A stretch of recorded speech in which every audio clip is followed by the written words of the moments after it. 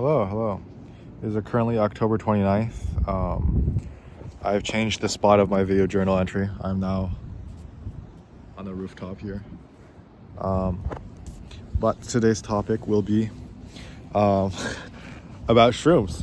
But we'll talk more about the deeper stuff about shrooms. But I first want to give a quick rundown of my trip with shrooms recently.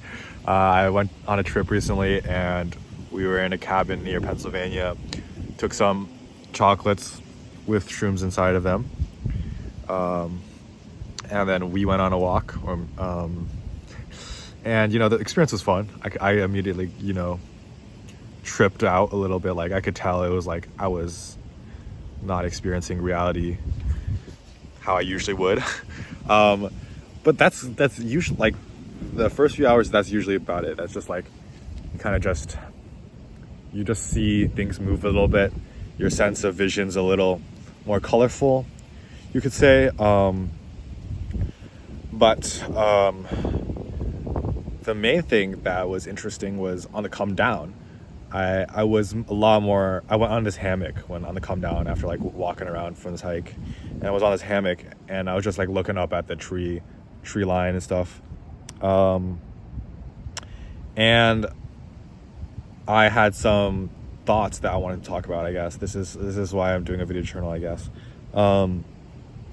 So the main thought is the importance of authenticity. That is the main thing that I was reflecting upon. And it's hard to really define authenticity. So that was the actual main thing that I was thinking about while on the trip. But I've expanded this thought a little further. But the main thought I had while on this thing was the importance of showing who you are without shame. So for me specifically, I thought that if you tell people let's say you do a bad thing, let's say you're fucking forgot to clean the garbage, and you'd be yeah, my fault, I forgot to clean the garbage, I'm just a lazy piece of shit. Versus if you'd tell your roommates I didn't clean the garbage, but that's because I was at class for 8 hours today, and once I got home I was on this psychotic blah blah blah blah blah blah.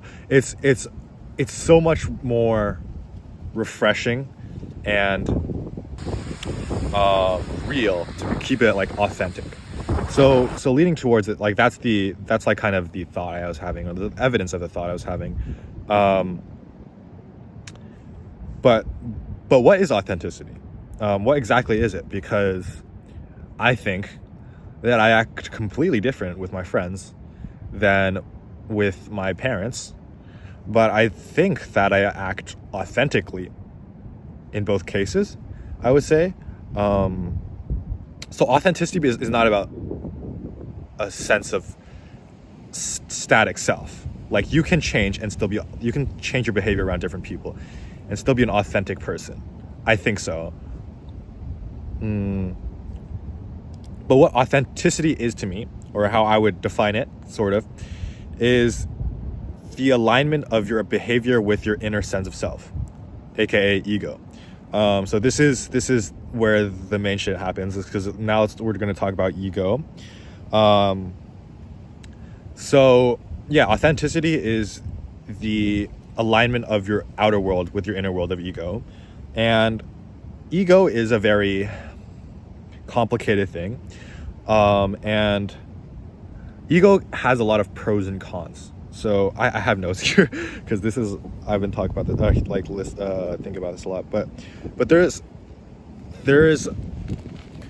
pros and cons to having senses of self. The pro is that if you have a sense of self, you have self-described purpose.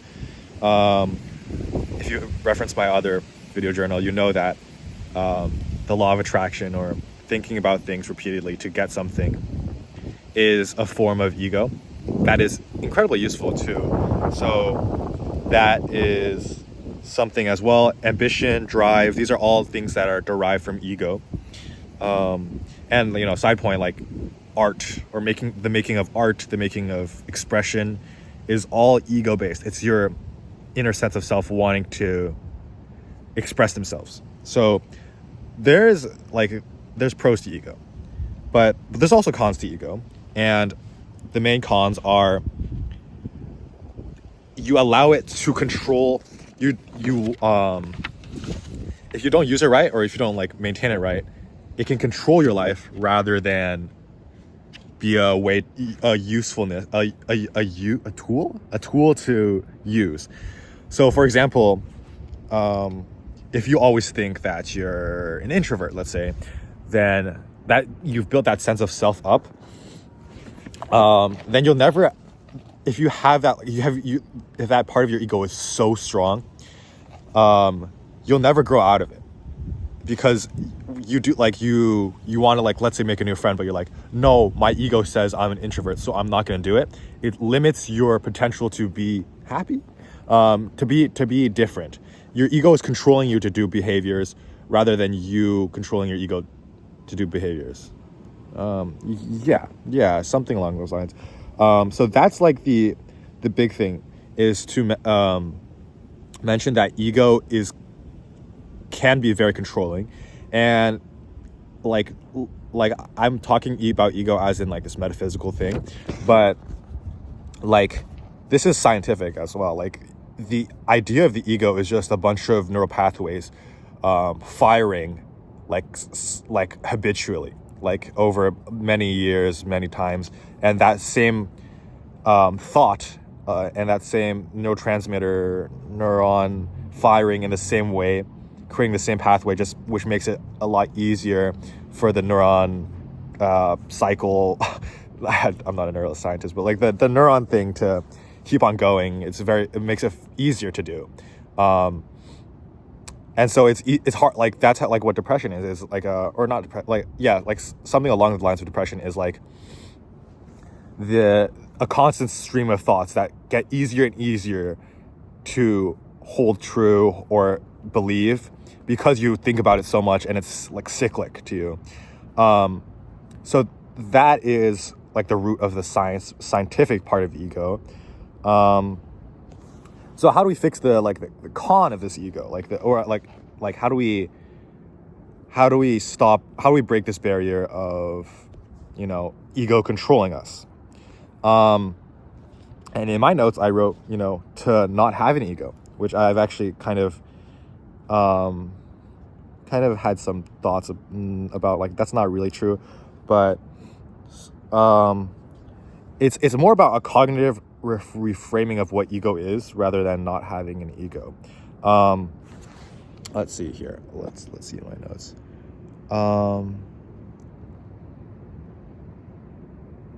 So basically, I just wanted to say that, like, if you, instead of thinking of, like, this is reference to the last video journal, but you can reference yourself as a doer of actions versus or a person that does actions. And I reference this back to my last video journal where, would you rather be a good person or a person that does good actions? If you reframe yourself as much as possible to be a person that does good actions rather than a person that strive to be a person that does good actions rather than a person that strives to be a good person, it's much easier to get out of the rut and the cyclic thinking in, like, the brain that happens a lot. So okay, let me rephrase that to make more sense. Basically, the idea is, instead of having a strong sense of self, you have a strong idea of what your emotions and thoughts are. And those thoughts and emotions are not your sense of self. They are just things that happen that kind of are your ego in a sense, but not as controlling. But basically, instead of thinking about yourself as a person, think about yourself as an abstraction of thoughts and emotions.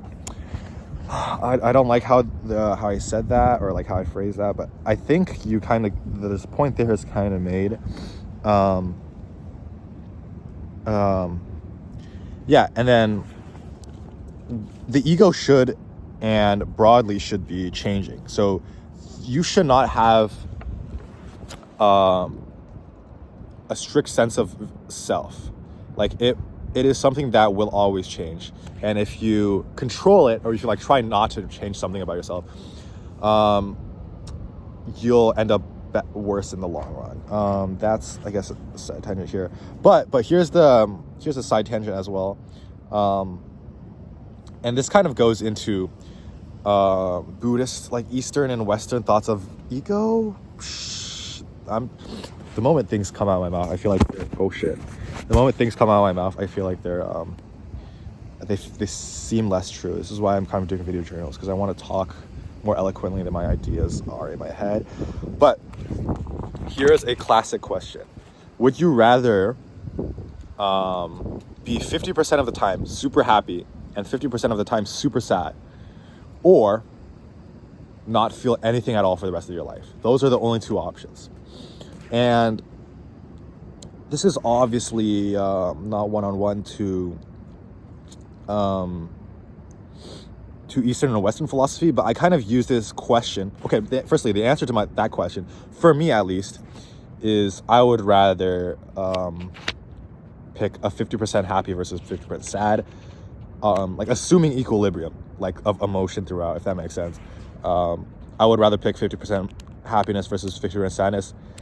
Like, there is no like objective logic behind that. I just think that I just value ranges of emotion and like value experience a lot more than just like being at peace, if that makes sense. But I think that if you think if you have this thought like I do, then it is an egocentric thought, because your ego is saying that you need to experience a lot of things. And Buddhism, or like, you know, all this like the classic Buddhist monk shit is like, you know, you live in a temple, you eat no crazy food, you know, you don't have any, you know, romantic relationships, no attachment. That is the Buddhist thing, is when you're not attached to the world. And I think that without attachment, which is obviously, attachment is a thing of ego, without attachment, you are in the state of like peace. Obviously you have troughs and troughs, but they're like way less volatile than if you were a person with tremendous ego. But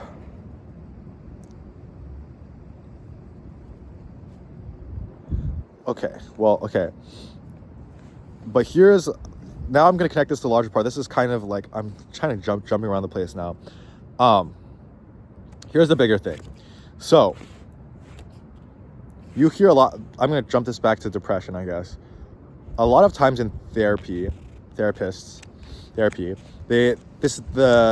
main advice people give is like, okay, I accidentally stopped recording. So I guess this is a good way to transition. Next thought. You hear a lot of the times with people with depression that their suicidal thoughts aren't theirs, that your thoughts aren't yours. And they obviously do this because if you like associate your thoughts with your sense of self, it's easy to get into that pattern rhythm of thinking these things over and over again very easily. But that leads me to my question is, if your thoughts are not who you are, what are you? And I can relate this back to shrooms. I guess this is what my notes say. But what are you? Deeper question is, what are you is some conscious thing that observes your thoughts, emotions, and your sense of self. So there's a third thing, this is consciousness. It's consciousness. Consciousness is the awareness of things. And what you really are is a consciousness, or the mode of perception. It's a node of perception. But you are perceiving things. That is what you ultimately are at the very highest dimension. And at this highest dimension, you are thinking about your thoughts, you're thinking about how you're thinking about your emotions. You're thinking about all this in a greater third person sense. And this is why I introduced with shrooms, is because I think shrooms is a very good way to kind of understand what this concept is. And what the concept actually is called, I think it's called metacognition, which is just metacognition is just the ability to think about one's own thinking or some greater awareness of thought. So that's a one step above your ego.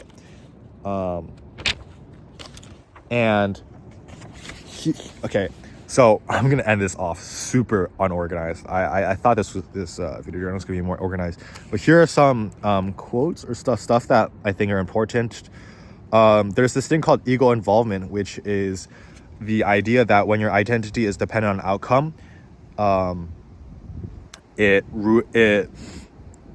delays success, because whenever you're doing something, you're trying to prove that this is who you are rather than it being something to do, if that makes sense as well.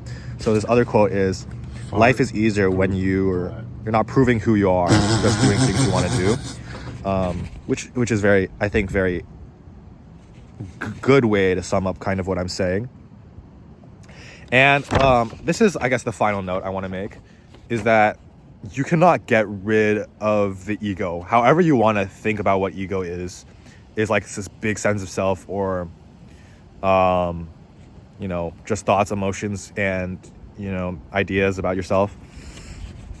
It's not something you can get rid of, as much as the Buddhists think so. In my opinion, I don't very much agree with that. But it is your job to be aware of it, to have some higher level of thinking about all the things going through your mind. How I like to think about it is, there's a waterfall, and the waterfall, each droplet, each flow of water are thoughts and emotions and your subconsciousness, and it's your job to sit under this waterfall and think about it and observe the patterns, and just not even change the waterfall. It just observe the patterns of the waterfall, understand how it works. And once you understand how it works, there's a greater sense of self that comes out of it, is how I would see it. But I'm not at that path yet. But to wrap it off, meditate a lot.